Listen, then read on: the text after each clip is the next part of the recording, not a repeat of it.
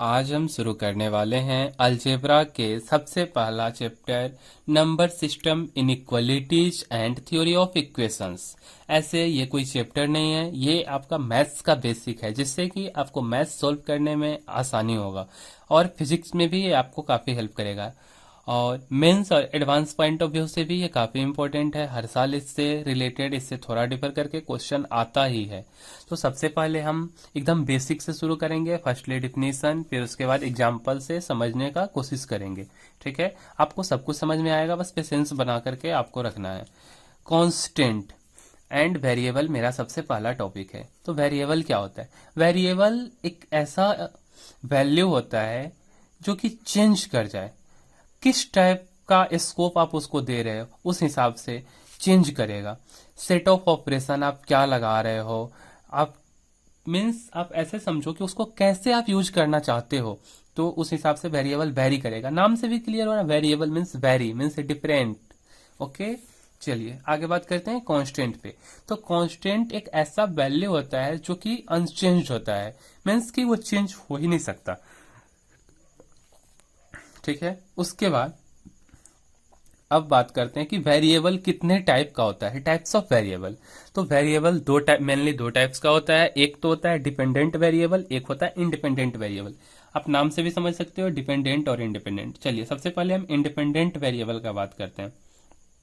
तो independent variables are regarded as inputs to a system and may take on different values freely. कहता है कि जो independent variable है वो जो है किसी कोई सिस्टम है, ठीक है, उस सिस्टम को क्या कर रहा है, ये इनपुट दे रहा है। सब धीरे धीरे समझ में आएगा, आप सुनते जाइए। तो कोई सिस्टम है, उस सिस्टम को इनपुट दे रहा है, मीन्स कि उस सिस्टम को इनपुट दिया जा रहा है और उसके बाद क्या हो रहा है, वहां से डिफरेंट वैल्यू फ्रीली मिल रहा है किसी एक गिवन वैल्यू के लिए। उसको हम लोग क्या बोलेंगे, इंडिपेंडेंट वेरिएबल। आगे हम इसका एग्जांपल देंगे, वेट कीजिए। उसके बाद आते हैं डिपेंडेंट वेरिएबल पे। तो dependent variables are those values that change as a consequence to change in other values in the system. कहता है कि डिपेंडेंट वेरिएबल वो वैल्यू है जो कि एक कंसिक्वेंस में चेंज होते हैं, ठीक है, एक मैनर में चेंज होते हैं और ये खुद चेंज होकर के दूसरे सिस्टम के दूसरे वैल्यू को भी चेंज कर देते हैं। ये होते हैं डिपेंडेंट वेरिएबल। उसके बाद function of the other value और values. Function of the other value और वैल्यूज मीन्स कि किसी दूसरे वैल्यू या वैल्यूज बोलो उसके फंक्शन, ठीक ना।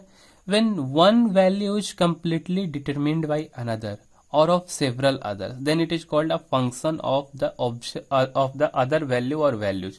कहता है कि कोई एक वैल्यू है, कोई भी वैल्यू है, ठीक है, और वो वैल्यू खुद पे डिपेंड नहीं कर रहा है, वो किसी और पे डिपेंडेंट है, मीन्स की डिपेंडेंट वैल्यू है, मीन्स की दूसरे के द्वारा उसको फाइंड किया जा रहा है, ठीक है, और दूसरे तीसरे कोई भी हो सकता है। तो उसको हम लोग कहेंगे फंक्शन ऑफ अदर वैल्यू या वैल्यूज। क्या बोलेंगे, फंक्शन ऑफ अदर वैल्यू और वैल्यूज। यहाँ एग्जांपल से आपको सब कुछ क्लियर हो जाएगा। सपोज करो y equal to f x कोई फंक्शन है, y इक्वल टू क्या, एफ एक्स कोई फंक्शन है और f x equal to 3x² given है, ठीक है, कोई दिक्कत। y जो है, ये y का जो वैल्यू आएगा वो किस पे डिपेंड करेगा पता है आपको, एफ एक्स पे। x हम लोग अगर जो भी देंगे x1 डालते हैं तो y इक्वल टू क्या होगा, f1 होगा। मीन्स कि y का वैल्यू यहां हम लिख भी दिए कि value of y depends on x। और x को जो x है यहाँ पे, यहां हम लोग x का कोई भी रियल वैल्यू ले सकते हैं। कैसा वैल्यू, रियल। तो यहां से हम कहेंगे कि x क्या है, इंडिपेंडेंट वेरिएबल है। अभी हम आपको इंडिपेंडेंट वेरिएबल बताए भी हैं, आपको याद भी होगा इंडिपेंडेंट वेरिएबल क्या होता है। तो इंडिपेंडेंट वेरिएबल जो होता है वो इनपुट देता है सिस्टम को, ठीक है, और वहां से एक फ्रेश वैल्यू निकलता है। सपोज करो कि आप यहाँ पे इनपुट दिए x इक्वल टू 1 दिए, तो y इक्वल टू क्या मिला, f1 मिला, ये फ्रेश मिला, y इक्वल टू f1 मिला। अगर x इक्वल टू 2 दोगे, बस इतना का बात करो, तो आपको y इक्वल टू क्या मिलेगा, f2 मिलेगा। तो हम आपको बताए भी थे कि एक फ्रेश वैल्यू मिलता है। x क्या होता है, x इनपुट देता है सिस्टम को, ठीक है। तो x को हम क्या बोलेंगे, इंडिपेंडेंट वेरिएबल। इंडिपेंडेंट वेरिएबल तो क्लियर हो गया, अच्छा, ठीक है। अच्छा, तो ये हो गया। और जो ये y है ये किस पे डिपेंड करता है, x पे। x हम कुछ भी डालें, 1 डालें तो y क्या मिला, f1 मिला। तो y depends on x, so y is called dependent variable. और हम यहाँ लिखे भी हैं कि y क्या है, y is a dependent variable. चलिए उसके बाद हम बात करते हैं fx। ये जो fx ये वाला जो टर्म है ये क्या होता है, ठीक है।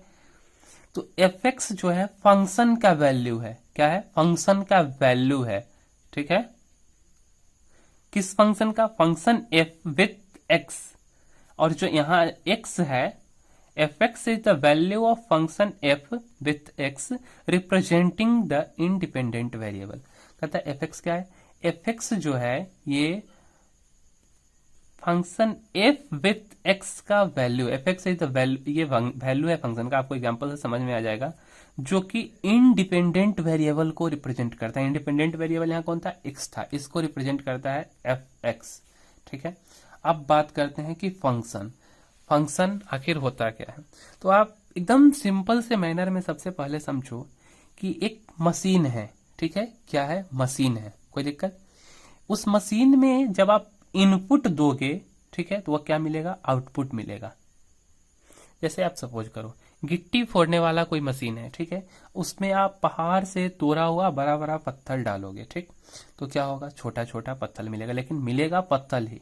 इनपुट x देंगे, ये मशीन है, फंक्शन है f, तो यहां से आउटपुट x मिलेगा, ठीक है। मीन्स कि हम ऐसा कह सकते हैं कि function is a kind of machine. क्या कह सकते हैं, function is a kind of machine. ये मशीन है, मशीन में इनपुट दो, क्या करो, इनपुट दो, आउटपुट गेन करो, ठीक। ऐसा बहुत सारे मशीन है। चलिए हम आपको पॉइंट के हिसाब से आपको ऐसा समझाते हैं कि जब आप मशीन में रॉ मटेरियल दोगे, हम लिख भी दिए हैं, when you feed the machine raw material, जब आप मशीन को रॉ मटेरियल दोगे, ठीक है, तो मशीन क्या करेगा, रॉ मटेरियल को एक फिनिश्ड प्रोडक्ट में चेंज कर देगा। कैसे प्रोडक्ट में, फिनिश्ड प्रोडक्ट में। और ये जो प्रोडक्ट मिलेगा ये क्या चीज पे बेस्ड होगा, स्पेसिफिक सेट ऑफ इंस्ट्रक्शंस। क्या हम उसको इंस्ट्रक्शंस दिए हैं, मींस की क्या सेटिंग है, मशीन का क्या अरेंजमेंट है। जैसे सपोज हम आपको भी एक एग्जांपल दिए थे, गिट्टी फोड़ने वाला मशीन, बड़ा बड़ा आप पत्थर डालोगे, अगर सपोज करो 10 kg का पत्थर आप उसमें डाल रहे हो, ठीक है, और मशीन का इंस्ट्रक्शन है कि 2 ग्राम थोड़ा इतना साइज का पत्थर निकलेगा, उससे ज्यादा का नहीं निकलेगा। ये सेट ऑफ इंस्ट्रक्शंस है, इतना वेट और इतना साइज, तो इसी साइज का पत्थर इरेगुलर शेप का वहां से निकलेगा। तो फंक्शन का भी सेम यही है, ठीक है। उसके बाद चलिए बात करते हैं, जैसे सपोज हम कोई रियल नंबर दे रहे हैं, मीन्स की इन एज अ इनपुट, ठीक है, इसको क्या करेगा, उस फंक्शन का जो सेट ऑफ इंस्ट्रक्शंस होगा, ठीक है, तो उस इंस्ट्रक्शंस के मुताबिक ये इसको फॉर्मुलेटिक वे में चेंज कर लेगा कि कैसे इसको हमें अरेंज करना है। और उसके बाद क्या मिलेगा, हमको इनपुट ही मिल रहा था, तो give out a real number, जैसा कि पत्थर मिल रहा था तो हमको एक रियल नंबर ही मिलेगा। तो यहां से इतना बात से हमको ये समझ में आया कि यहां से फंक्शन, उस समय तो एक मशीन ही हम बात कर रहे थे, लेकिन यहां से अब ये समझ में आया कि फंक्शन क्या है, फंक्शन जो है ये एक इनपुट आउटपुट मशीन है। कैसा मशीन है, इनपुट आउटपुट। इनपुट, इन मतलब इनपुट, इन कराओ दो, आउटपुट यानी कि बाहर निकालो, इनपुट आउटपुट मशीन। आप ध्यान रखिएगा, इनपुट मीन्स अंदर डालो, इन कराओ, इन, और आउट यानी कि बाहर निकालो, पुट, बस पुट तो करना है। तो इसमें क्या है, मीन्स कि आप एक इनपुट फंक्शन को दोगे, कोई नंबर दोगे या कुछ भी दोगे, तो वो आपको क्या मिलेगा, आउटपुट मिलेगा। चलिए आपको हम एक छोटा सा एग्जांपल से समझाते हैं। fx इक्वल टू 4 है, ठीक है, क्या है, fx इक्वल टू 4, 4 इनपुट है जो कि दिया हुआ है, fx इक्वल टू 4, ठीक है, हमको आउटपुट चाहिए। तो क्या कर रहे हैं हम, आउटपुट के लिए इस फंक्शन को स्क्वायरिंग कर रहे हैं। तो fx का स्क्वायर हमको 16 मिला, जो कि आउटपुट मिला। इनपुट किए 4 दिए तो मिला क्या, आउटपुट मिला 16, स्क्वायरिंग कर दिए तो fx इक्वल टू 1 है। 1 यहां मेरा इनपुट है, ये अगर हम दे रहे हैं, दिया जा रहा है मशीन को, इसको स्क्वायर करते हैं तो fx का स्क्वायर भी 1 मिला, जो कि ये हमारा आउटपुट मिला, ठीक है। चलिए उसके बाद फंक्शन का थोड़ा सा बहुत सारे वे में डिफिनेशन है, तो उसको भी समझते हैं। Function, a function is always defined as of a variable which tell us what to replace in the formula for the function। बोल रहा है कि फंक्शन को आप हमेशा इस हिसाब से डिफाइन कर सकते हो, एक वेरिएबल के फॉर्म में। क्या चीज के फॉर्म में? फंक्शन को आपको डिफाइन करना है एक वेरिएबल के फॉर्म में, जो कि आपको बताएगा कि किसको रिप्लेस करना है फॉर्मूला में, उस फंक्शन के लिए किसको रिप्लेस करना है। ठीक है, जैसे कि सपोज एग्जांपल से आपको समझ में आएगा, ज्यादा अच्छा से समझ में आएगा। F x equal to 3x plus 2 दिए हुआ है। ठीक है, यहां जो फंक्शन है ये किसका फंक्शन है? फंक्शन एफ एक्स जो है ये फंक्शन है एक्स का फंक्शन है, जो फंक्शन ऑफ एक्स। इसको इवेल्युएट करने के लिए, ठीक है, एक्स को किसी नंबर से रिप्लेस करना होगा। सपोज एक्स इक्वल टू 1 2 3 कुछ भी पुट कर दिए। ठीक है, तो हम लोग क्या करेंगे, जो एक्स है, एक्स के राइट साइड में एक्स का वैल्यू पुट करेंगे, और यहां एक्स के जगह पे जैसे suppose x equal to 1 put किए तो यहां f1 हो गया, और f1 equal to 3 into 1 plus 2, इस टाइप का फॉर्मेट बनेगा। ठीक है, कोई दिक्कत? यहां लिख भी दिया, replacing x with that number, उस नंबर से एक्स को रिप्लेस करने के लिए in the right side of the function will produce the functions output. Functions output produce करेगा फॉर दैट सर्टेन इनपुट। अगर 1 दे रहे हैं, 1 इनपुट दे रहे हैं, तो वहां से हमको फंक्शन का आउटपुट मिलेगा। 2 इनपुट दे रहे हैं, वहां से हमको फंक्शन का आउटपुट मिलेगा। 3 इनपुट दे रहे हैं, वहां से हमको फंक्शन का आउटपुट मिलेगा। ठीक है, उसके बाद in English the above definition of f is interpreted, given a number f will return 2 more then the triple of that number. ये एक अमेजिंग डिफिनेशन है। बोल रहा है कि इंग्लिश में जो ऊपर जो डिफिनेशन है फंक्शन का, ये वाला हमारा डिफिनेशन, ठीक है, ये वाला डिफिनेशन आप देख सकते हैं, ये वाला डिफिनेशन कहता है कि कोई नंबर दिया हुआ है। ठीक है, एक नंबर जैसे, सॉरी दिया हुआ नहीं है, मीन्स कि आप दे रहे हो, ये फंक्शन है, इस फंक्शन में आप कोई नंबर दे रहे हो। ठीक है, जैसे यहां आप 1 डाले, ठीक है, तो यहां से जो f होगा ये रिटर्न करेगा 2 अधिक, मतलब जो डालोगे, मतलब सपोज 1 डालोगे उससे 2 ज्यादा, 1 से 2 ज्यादा means 3, then the triple of that number, means कि जितना आप डाले उसका ट्रिपल दे दिया। जैसे यहाँ एग्जांपल भी है, f x equal to 3x plus 2 है, हमको यहाँ पे 3 के लिए हम वैल्यू निकालते हैं, value at x equal to 3। ठीक है, कोई दिक्कत? अच्छा, 3 के लिए वैल्यू निकालते हैं, तो x के जगह पर 3 पुट कर दो। ठीक है, 3 3 जा 9 और प्लस 2 11। अब देखो यहां हम 3 दिए थे, 3 का 3 टाइम्स मीन्स की ट्रिपल ऑफ डेट नंबर, देखो triple of that number 3 times और उससे 2 ज्यादा, it will return 2 more than triple of that number. ये थोड़ा बहुत ही इंटरेस्टिंग सा डिफिनेशन है, तो इसको ध्यान में रखिएगा कि फंक्शन में जो भी हम वैल्यू डालेंगे उस वैल्यू का 3 गुना और उससे 2 ज्यादा। ठीक है, 3 इंटू 3 टाइम्स प्लस 2, इस टाइप, ये कैसे ही है। चलिए उसके बाद बात करते हैं, ये कुछ इंपॉर्टेंट पॉइंट्स हैं कि इनपुट का दूसरा नाम क्या है। Input is known as argument of the function. Input को हम लोग फंक्शन के आर्ग्यूमेंट के नाम से भी जानते हैं। किसके नाम से? Argument of the function. और इसी इनपुट को इंडिपेंडेंट वेरिएबल भी बोलते हैं। अभी हम बहुत बार बात कर चुके हैं इंडिपेंडेंट वेरिएबल के बारे में, आपको बताते आ रहे हैं इंडिपेंडेंट वेरिएबल। ठीक है, वहां y equal to f x एक फंक्शन था, x वहां पे इंडिपेंडेंट वेरिएबल था और y डिपेंडेंट वेरिएबल था, आपको याद होगा, अभी जस्ट अब पढ़े हैं। उसके बाद आउटपुट का कुछ विशेष नाम नहीं है लेकिन फिर भी है, the output as the value of the function at the given argument. मतलब जो आर्ग्यूमेंट दिया गया वहां से आउटपुट एक वैल्यू के फॉर्म में मिलेगा और अ डिपेंडेंट वेरिएबल के फॉर्म में मिलेगा। ठीक है, चलिए ये बात समझ में आ गया। उसके बाद बात करते हैं फंक्शन का बहुत सारा डेफिनेशन है, तो डोमेन रेंज के फॉर्म में। डोमेन रेंज आपको अभी नहीं जानना है, जानिएगा, आपको वही बताएंगे, धीरे धीरे सब कुछ बताएंगे। अभी आप समझिए कि फंक्शन का डेफिनेशन बस नाम सुन लीजिए कि डोमेन रेंज के फॉर्म में बोल रहा है कि function is actually a rule that associates elements of one set called the domain of the function with the elements of another set called the range of the function। बोलता है कि function क्या है? फंक्शन एक्चुअली एक rule है जो कि element को,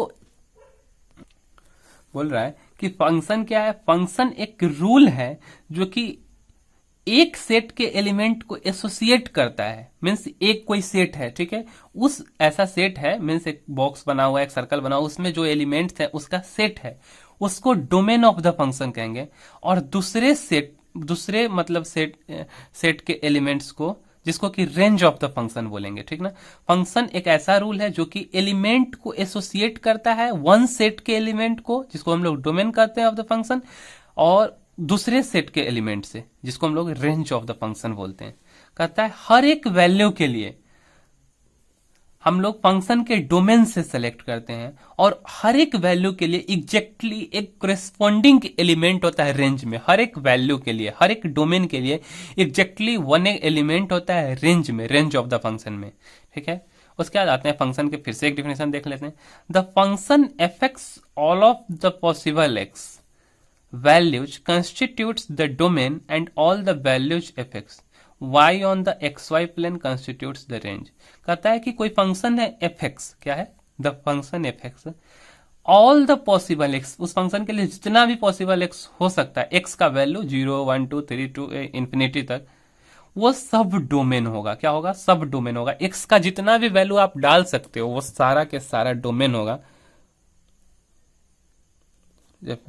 और y जो होगा एक्स वाई प्लेन पे, मतलब सपोज आप करो राइट साइड या कहीं भी, वो जो होगा उसके लिए जो भी y मिलेगा वो रेंज होगा, ठीक है।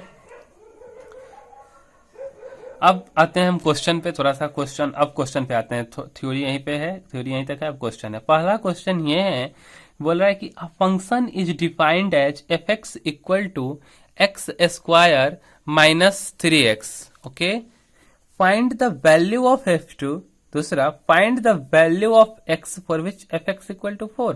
बोल रहा है कि कोई फंक्शन है जो एफ एक्स इक्वल टू इतना दिया है, तो हमको f2 पे वैल्यू निकालना है, और उसके बाद x का वैल्यू निकालना है जिसके लिए कि एफ एक्स इक्वल टू 4 हो। सबसे पहले हम पहला क्वेश्चन का बात करते हैं। फाइंड f2 का वैल्यू निकालना मीन्स कि x के जगह पे हमको 2 पुट कर देना है, ठीक है।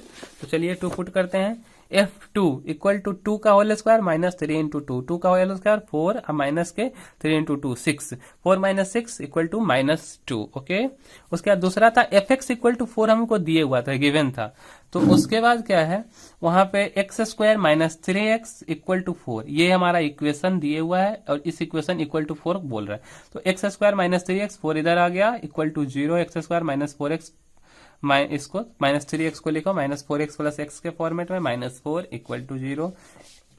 यहां से x कॉमन लिए, तो ये बचा x माइनस 4, और यहां से 1 कॉमन लिए, तो यहां आ गया x माइनस 4 इक्वल टू 0, ठीक है। इसको 0 से इक्वेट कर दिया, x प्लस 1, x प्लस 1 और x minus 4 equal to 0, x plus 1 equal to 0, 0 से इक्वेट किए, and x minus 4 equal to 0। तो यहां से मिला हमारा वैल्यू x इक्वल टू -1 और x इक्वल टू 4, ठीक है। चलिए अब दूसरा एग्जाम्पल का बात करते हैं। बोल रहा है if f is linear function, क्या है, f कैसा फंक्शन है, लीनियर फंक्शन। लीनियर फंक्शन कैसा होता है हम आपको बता देते हैं। लीनियर फंक्शन इस फॉर्मेट का होता है, f x equal to a x plus b. कैसा होता है, f x equal to a x plus b. इस टाइप का फंक्शन को हम लोग लीनियर फंक्शन बोलते हैं, ठीक है। कोई दिक्कत, अब तो लीनियर फंक्शन में आपको ये दिक्कत नहीं होगा। चलिए, एंड f2 का वैल्यू दिया है 4, f माइनस 1 का वैल्यू दिया है 3, हमको fx का वैल्यू निकालना है। तो सबसे पहला काम क्या करना है, fx equal to a x plus b एक लीनियर फंक्शन मान लेना है, ठीक है। f2 का वैल्यू कितना दिया है, 4 दिया है, f2 का वैल्यू 4 दिया, तो x की जगह पर 2 डालो। f2 इक्वल टू क्या होगा, यहाँ भी 2 आ जाएगा, f2 इक्वल टू x यानी कि a into 2, 2a plus b, 2a plus b, ठीक है। And f minus 1 equal to 3, कोई दिक्कत, f माइनस 1 इक्वल टू 3। तो f माइनस 1 यानी कि यहाँ a के x की जगह पे -1, तो minus a into 1 minus a plus b equal to 3, ठीक है। ये पहला इक्वेशन है, ये मेरा दूसरा इक्वेशन है। उसके बाद इस दोनों इक्वेशन को सॉल्व करते हैं। तो जो दूसरा इक्वेशन है, इस इक्वेशन को 2 से गुना करके ऐड कर देते हैं। जब इसको आप कीजिएगा तो 2a प्लस बी, ये पहला का पहला ही रह गया, इसको 2 से गुना किया तो -2a प्लस 2b प्लस के 2b इक्वल टू कितना हो गया, 6 हो गया।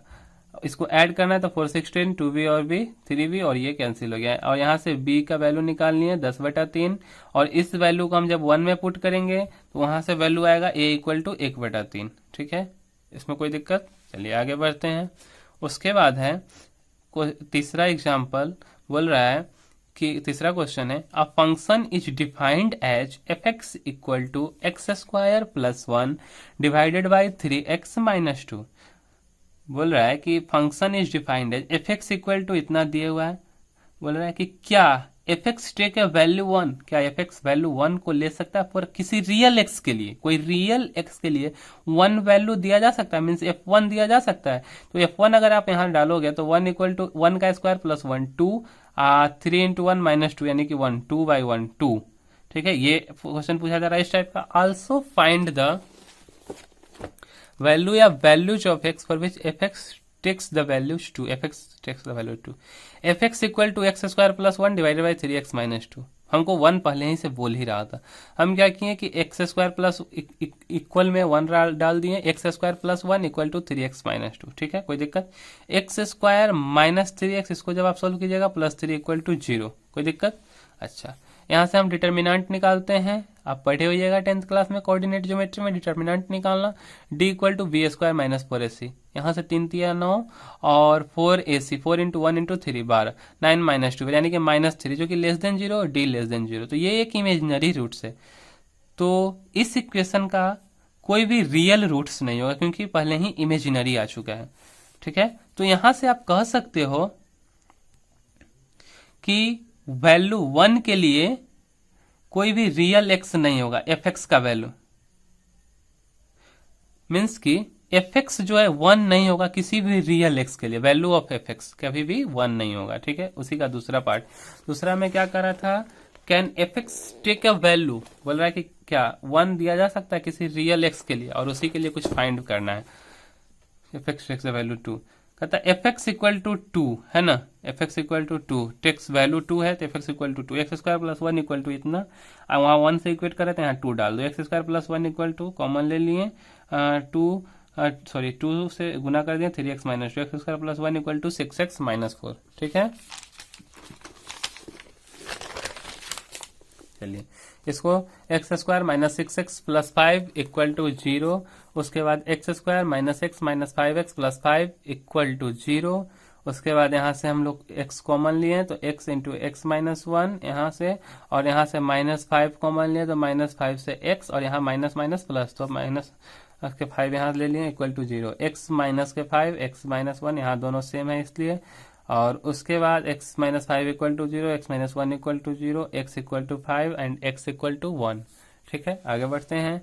चौथा क्वेश्चन बोल रहा है find the values of x for which of following functions are defined, also find all possible values which function take.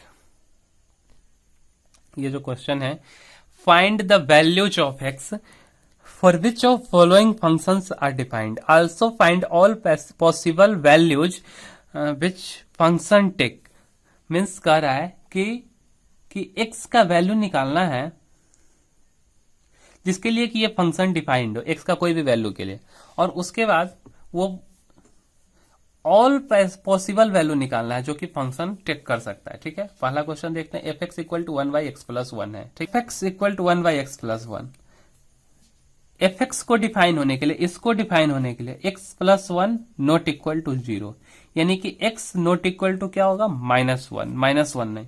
तो एफ एक्स जो है वो डिफाइंड होगा हर एक रियल वैल्यू के लिए केवल और केवल माइनस 1 को छोड़ करके, यहां से हम कह सकते हैं। और इसी को लिख दें x belongs to all real number minus और माइनस 1 को छोड़ करके, मीन्स कि ये माइनस नहीं है, ऑल रियल नंबर्स केवल माइनस 1 को छोड़ करके। ठीक है, कोई दिक्कत। चलिए आगे बढ़ते हैं। उसके बाद इसी का सेकेंड पार्ट है, तो इसके लिए हम लोग क्या कर लेते हैं, माइनस 1 का तो बात हो चुका है, अब हम एज्यूम कर लेते हैं कि y equal to 1 by x plus 1 है। ठीक है, 1 बाई एक्स प्लस, इफेक्ट को नाम लेके y मान दी। यहां पे कोई भी ऐसा रियल x नहीं होगा, कोई भी, क्योंकि x प्लस 1 को डिफाइन होने के लिए हम वैल्यू निकालें, तो कोई ऐसा रियल x नहीं होगा जिसके लिए कि y equal to 1 by x plus 1 zero के बराबर हो। किसके बराबर हो, जीरो के बराबर, ऐसा कोई रियल x नहीं होगा। इसके लिए आप पुट भी कर सकते हैं y equal to 1 by x plus 1, अगर जीरो भी अगर आप डालो यहाँ पे, ठीक है, कोई दिक्कत। 1 बाई जीरो प्लस 1 मीन्स की 1, 1 बाई 1 1 ही आएगा। ठीक है, मीन्स की इतना बराबर जीरो नहीं आएगा। ठीक है, तो जीरो को छोड़ करके यहां कोई ना कोई रियल नंबर x एग्जिस्ट करेगा। ठीक है, इसीलिए 1 by x plus 1 belongs to all real number, बस जीरो को छोड़ देना है। दूसरा क्वेश्चन है मेरा, f x equal to x minus 2 divided by x minus 3, बताया है कि एफ एक्स को डिफाइन होने के लिए x minus three not equal to zero, x equal to three, x not equal to three.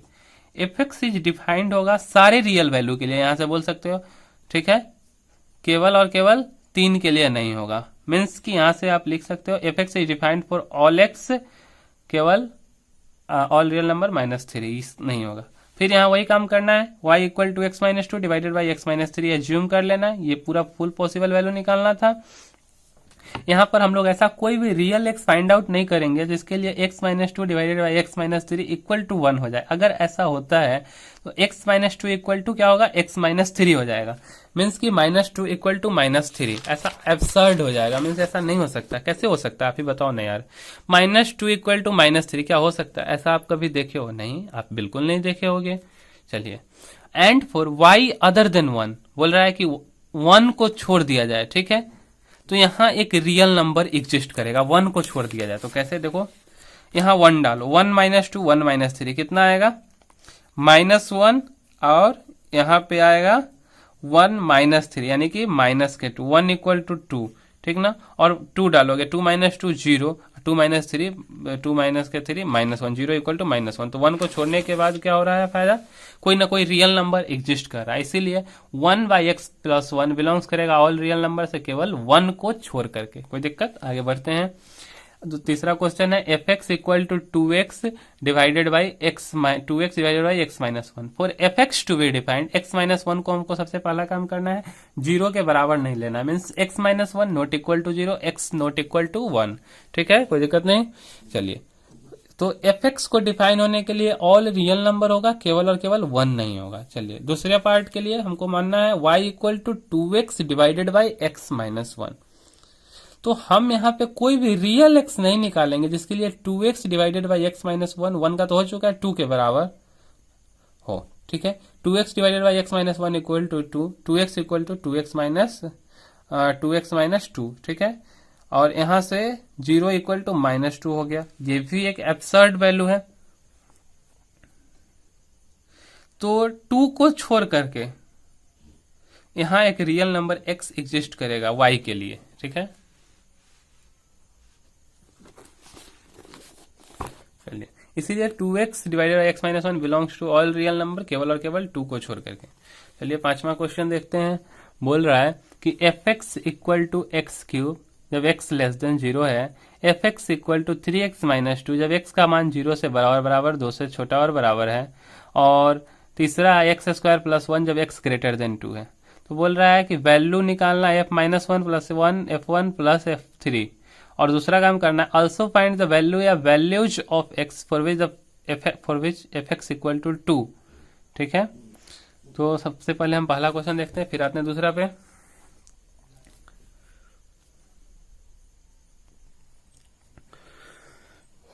तो आपका दिया हुआ है कि एफ एक्स इक्वल टू है एक्स क्यूब। क्या है? X cube.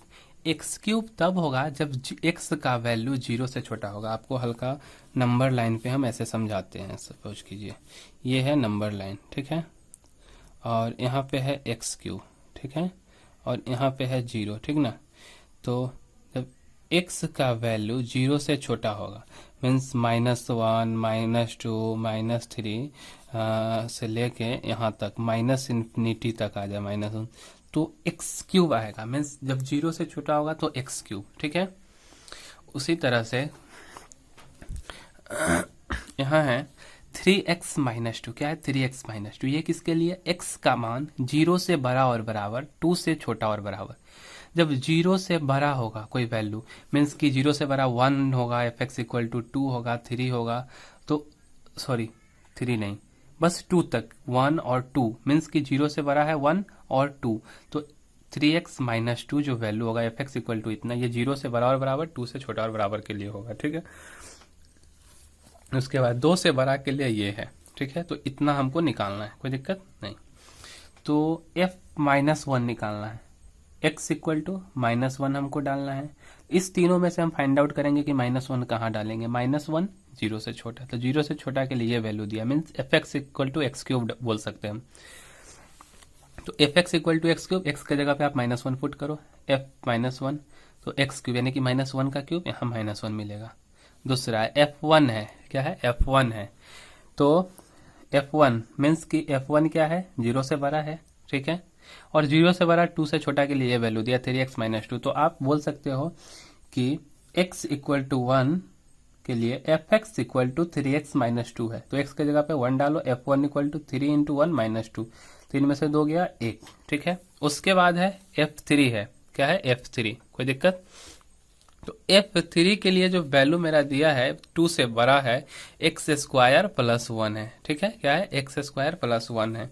तो x equal to 3, fx equal to x square plus 1, F3 equal to x का स्क्वायर मीन्स 3 का स्क्वायर प्लस 1, 9 प्लस 1 10, सबको जोड़ दो, f minus 1 plus F1 plus F3, f minus 1 कितना आया है माइनस के 1, F1 कितना आया 1 और F3 कितना आया 10, वह माइनस 1 प्लस 10 इक्वल टू 10, ठीक है, माइनस 1 प्लस 1 कैंसिल हो गया माइनस, कोई दिक्कत। उसके बाद कह रहा है कि वैल्यू निकालना है x का जिसके लिए fx बराबर 2 हो, क्या हो fx बराबर 2 हो, f इसका वैल्यू 2 हो, 0 से छोटा मीन्स कि इसका वैल्यू 2 हो, 0 से छोटा सब किसी के लिए भी 2 आ जाए, ठीक है, इस टाइप का। जब fx बराबर 2 होगा मीन्स तो एक्स क्यूब, 0 से छोटा था एक्स क्यूब बराबर 2 होगा, मीन्स x इक्वल टू 2 के पावर 1/3, और 2 का जब 1/3 रूट, क्या ये x बराबर 2 के बराबर है, ये 2 के बराबर है, नहीं है, तो x ये लेस देन 0 है, ये पॉसिबल हो ही नहीं सकता। उसके बाद है 0 से बड़ा और बराबर, 2 से छोटा और बराबर, उसके लिए 3x माइनस 2 इक्वल टू 2 डालते हैं, तो 3x equal to 4, x equal to 4/3, ये 4/3 मीन्स कि 1 point something tends to 2 which is possible, ये पॉसिबल है क्योंकि x का मान जो है 0 से बड़ा और 2 से छोटा और बराबर है, ठीक है। उसके बाद 2 से बड़ा के लिए x square plus 1 equal to 2 है, 2 से बड़ा है x square equal to plus minus 1 यहाँ से हो जाएगा, ये पॉसिबल नहीं क्योंकि ये 2 से बड़ा है, तो ये हो गया x इक्वल टू 4/3, ठीक है।